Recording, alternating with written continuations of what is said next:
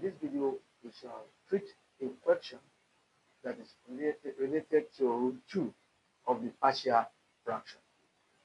And rule 2 states that if the degree of the numerator is greater than or equal to the degree of the denominator, it is possible to carry out a division to obtain a quotient together with a fraction whose numerator is of lower degree than its denominator. This latter fraction is then resolved into partial fraction. Now, if you recall, in the previous video, we discussed rule 1 of partial fraction.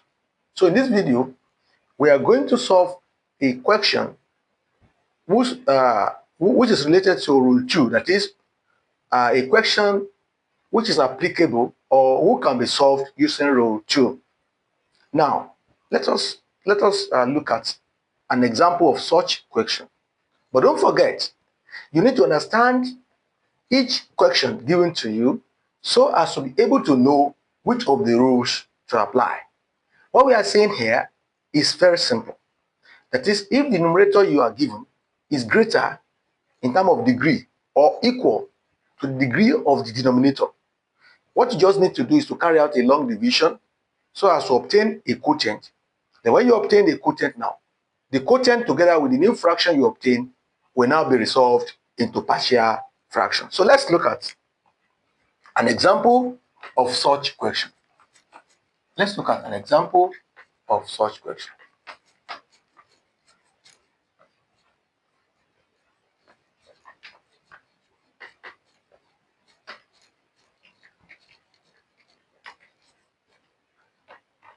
Now, example.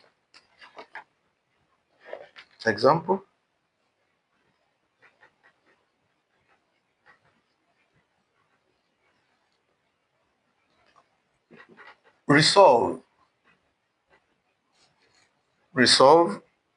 into partial fraction.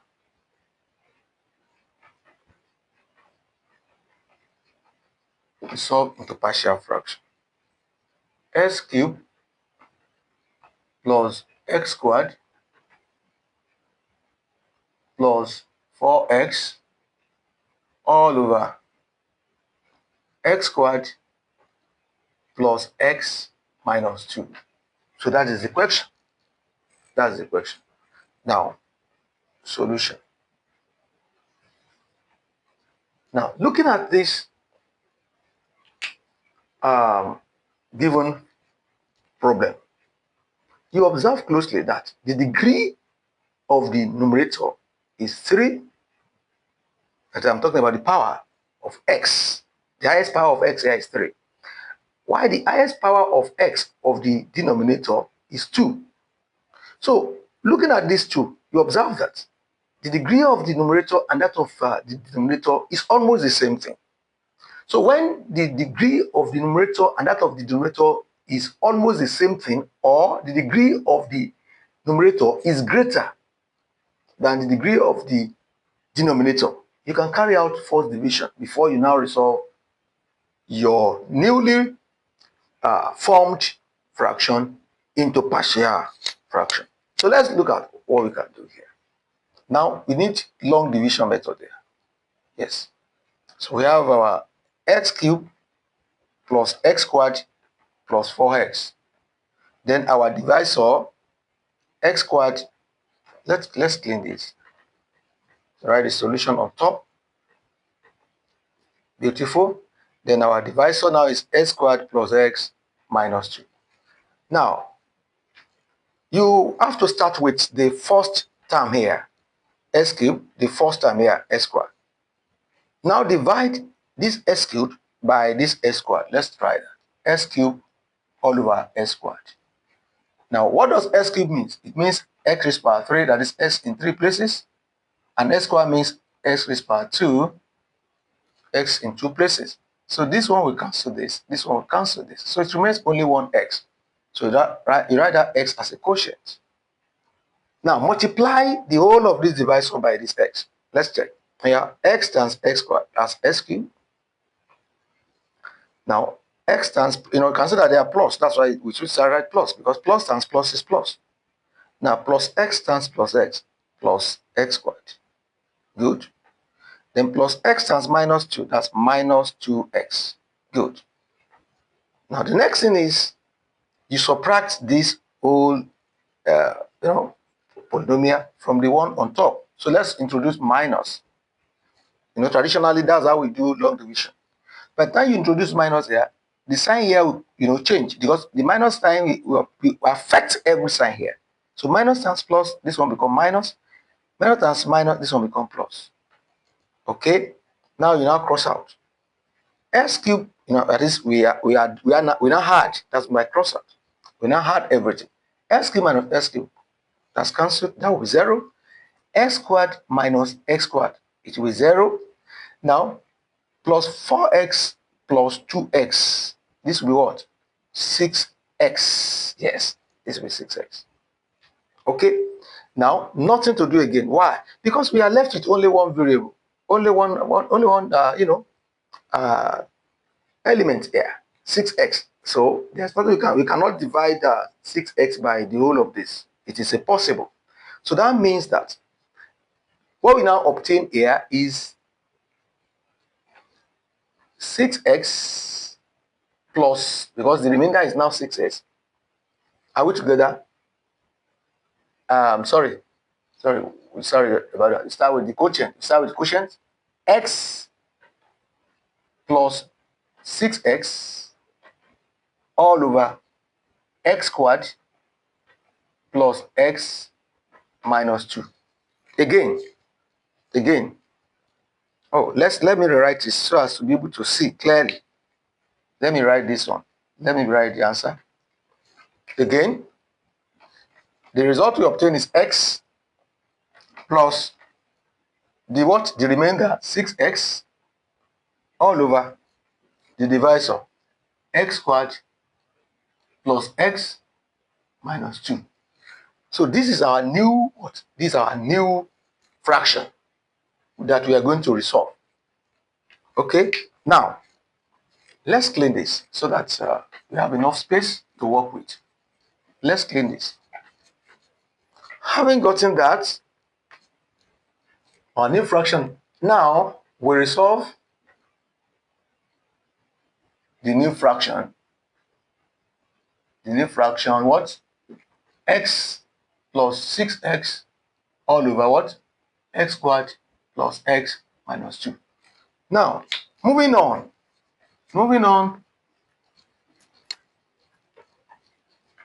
You now have to look at the denominator of this particular new fraction. You observe closely that this is what? An algebraic expression. This is what? An algebraic expression. Let's check if it can be factorized. If we can split this denominator into 2, let's check. Now, we check.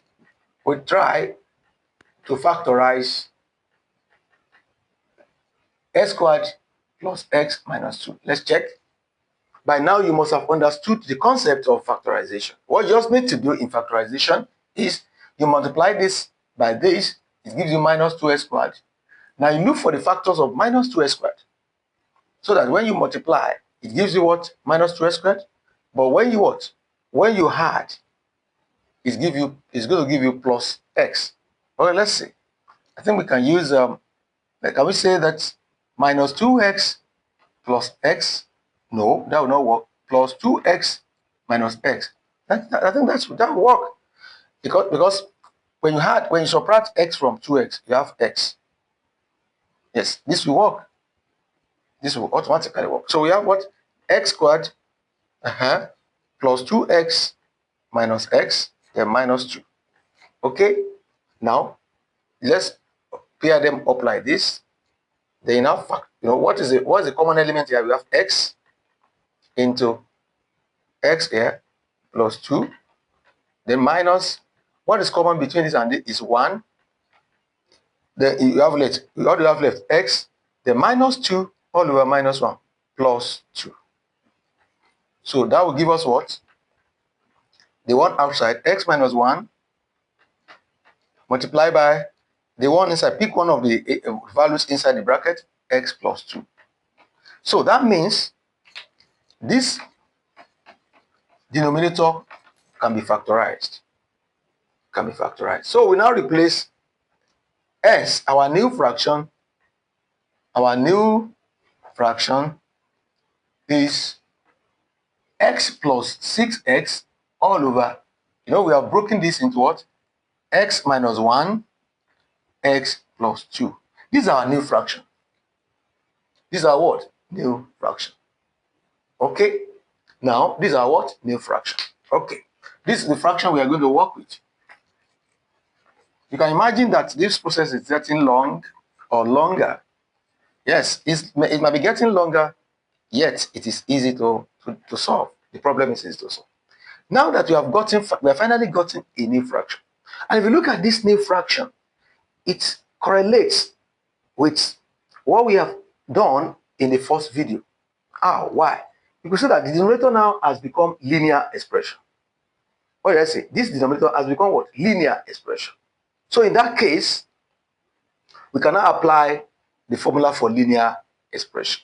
Okay? Now, using rule 1, we resolve 6x all over x minus 1 into brackets x plus 2 as a all over x minus 1 plus b all over x plus 2. Okay? That is how we're going to resolve that. Okay? I hope we are following. Beautiful. Now, let me look for another marker. Okay? Yes, we've gotten one. Now, you keep your x separate. It's only this one you are going to resolve now. So, that means this implies 6x all over x minus 1, x plus 2 is now going to be what? A all over x minus 1 plus b all over x plus 2. So, you have what? You are dealing with the LCM here is x minus 1, x plus 2. Okay? Now, you cross this. Sorry. You have a into x plus 2, then plus cross this, b into x minus 1. So that means 6x all over x minus 1, x plus 2 is now what? Equal to, or correspond to rather, a into x plus 2 plus b into x minus 1, everything what? All over what? X minus 1, x plus 2. Okay, now let's use cover-up method, which is equivalently called trial and error method. Generally, it's called cover-up method. So in this cover-up method, you just want to eliminate a and b simultaneously. Okay, using cover-up method, you have 6x now correspond to a into x plus 2 plus b into x minus 1. Now, in the cover-up method, now you ignore the LCM because they are the same. Now, how do we eliminate a? What value of x are we going to put here to make a 0? It's very simple. Just say, yes, the expression here equates to 0, x plus 2 equals to 0. So x will equals to what? You take 2 to the other side there, it becomes minus 2. Okay? So that means when you put x minus 2 here, a will disappear and you get b. Let's check. Now, 6 into minus 2 equivalent to a into minus 2 plus 2 plus b into minus 2 minus 1, because you're going to use minus 2 all through. This will be what? Minus 12 is equal to, the whole of this is 0, because minus 2 plus 2 is 0. 0 times a is 0. So plus b into what? This is minus 3. So if you multiply minus 3 by b, you have minus 3b. Minus 3b. Okay? That is minus 12 is equals to minus 3b. All right. Now, how do we get b? Minus here, we cancel out minus here. So dividing both sides by what? When you divide both sides by 3, you get your b. Oh yeah, let's do that fast.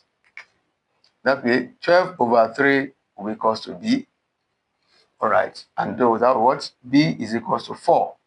So we have gotten b to be 4. Now, how do we get a? Now, to get a, we eliminate b. You know, we eliminated a to get b. Now, to get a, we eliminate b. How? What value of x are we going to put here such that b will become 0? Just use the same process. X minus 1 equals to 0, equates to 0. Now, x will be equals to minus 1 coming here, become plus 1. So by the time you put plus 1 here, this becomes 0. So now we have, now what? We use x equals to 1, okay? By cover of what? Method. By cover of method. Okay? Now let's have it. 6 into 1 equal to or equivalent to a into 1 plus 2 plus b into 1 minus 1. Yes? That gives us what? 6 times 1 is 6 is equal to a multiplied by 1 plus 2 is 3. Then plus the whole of this is 0 because 1 minus 1 is 0. 0 times b is 0. So you have what? 6 is equal to 3a because by the time you multiply 3 by a, you got 3a. 0 is not.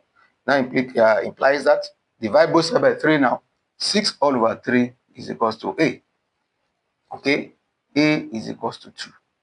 So now from, you have gotten b to be what? B is 4. Unfortunately, we didn't even write the value of b. Sorry about this. This is not funny. So b is 4 here because 12 over 3 is 4. Okay? We are trying to be too fast, but we have to be careful. Okay? So b is 4. All right? So 12 over 3 is 4. B is 4. A is 2. Now, you know, what was the question given? Let's write the question. Therefore, we have x cubed plus x squared plus 4x all over x squared plus x minus 2. You know, we resolve it as x plus 6x all over x squared plus x minus 2, which eventually leads to what? X plus a all over x minus 1 plus b all over x plus 2. You know, when we factorize this, and this is what we obtain, you know, in the course of our solving the problems. Now, so invariably now we end up having x plus, our a is what? 2 all over x minus 1, then plus our b is 4 all over x plus 2. So this is the resolved partial fraction. Now let me give us an assignment. Let me give you an assignment. I want you to submit the assignment in the comment section. Okay? Let me give us an assignment. Resolve. Resolve into partial fraction. Resolve into partial fraction. Resolve into partial fraction. X cubed minus x squared minus 4 all over x squared minus 1. So, write the solution of this in the comment section. If you are joining us for the first time, subscribe to this channel, hit the notification bell so that each time I upload a new video, you will be notified. Comment, share, and like. God bless you.